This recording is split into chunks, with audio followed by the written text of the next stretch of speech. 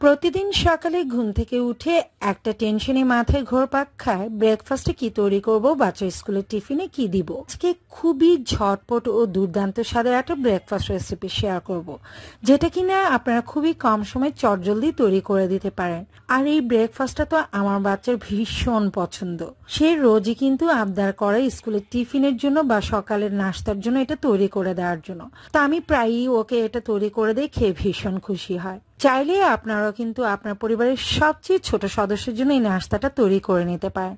আর শুধু ছোট সদস্য নয়, বড়দের জন্য কিন্তু তৈরি করে দিতে পারেন, খেতে খুবই টেস্টি হয়। তো মজাদার এই ব্রেকফাস্টটা তৈরি করার জন্য প্রথমেই আমি মিক্সিং বলে নিয়ে নিচ্ছি একটা মিডিয়াম সাইজের পেঁয়াজ কুচি, দিয়ে দিচ্ছি 1 টেবিল চামচ পরিমাণ টমেটো কুচি, আর দিয়ে দিচ্ছি এখানে 2টা কাঁচামরিচ কুচি। তবে যদি ছোটদের জন্য তৈরি করেন সেক্ষেত্রে ঝালের পরিমাণটা কমিয়ে দিতে পারেন, বা চাইলে কিন্তু আপনারা কাঁচামরিচটাকে স্কিপ করে দিতে পারেন। দিয়ে দিচ্ছি চিমটি পরিমাণে কালো গোলমরিচ গুঁড়ো, স্বাদ মতো লবণ। খুব ভালো করে একটু মিক্স করে নিচ্ছি।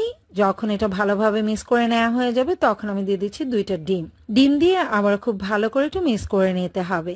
এবার আমি নাস্তাটা রেডি করে নিব, সেজন্য আমি প্যানে সামান্য পরিমাণে তেল দিয়ে দিয়েছি আর দিয়ে দিচ্ছি সেই রেডি করে রাখা ডিমের মিশ্রণ।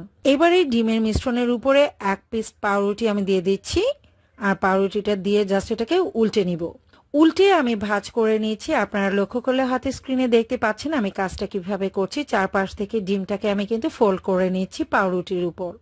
এবার আরো একটা পাউরুটির পিস দিয়ে আমি এটাকে দুপাশটাই ছেঁকে নিব, অর্থাৎ দুপাশেই উল্টে পাল্টে এটাকে ছেঁকে নিতে হবে। দেখলেনই তো, খুব কম সময়ে কিন্তু এটা রেডি হয়ে গেছে সার্ভ করার জন্য। আমি সার্ভ করার সময় এটাকে জাস্ট পিস করে নিচ্ছি। আপনারা চাইলে আপনাদের পছন্দ মতো এটাকে সার্ভ করে নিতে পারেন, কিন্তু এইভাবে সার্ভ করতে পারেন, চাইলে আমার মতো এটাকে পিস করে সার্ভ করতে পারেন। খুবই কম সময়ে চটজলদি কিন্তু এই ব্রেকফাস্টটা তৈরি করে নেওয়া যায়। আশা করছি আমার এই সহজ ব্রেকফাস্ট রেসিপিটা আপনাদের কাছে ভালো লেগেছে। যদি ভালো লেগে থাকে তাহলে প্লিজ লাইক, কমেন্ট এবং শেয়ার করে দিবেন।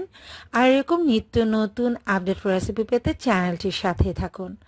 আজকের মতো এখানেই বিদায় নিয়ে নিচ্ছি। সবাই ভালো থাকবেন, সুস্থ থাকবেন। আল্লাহ হাফেজ।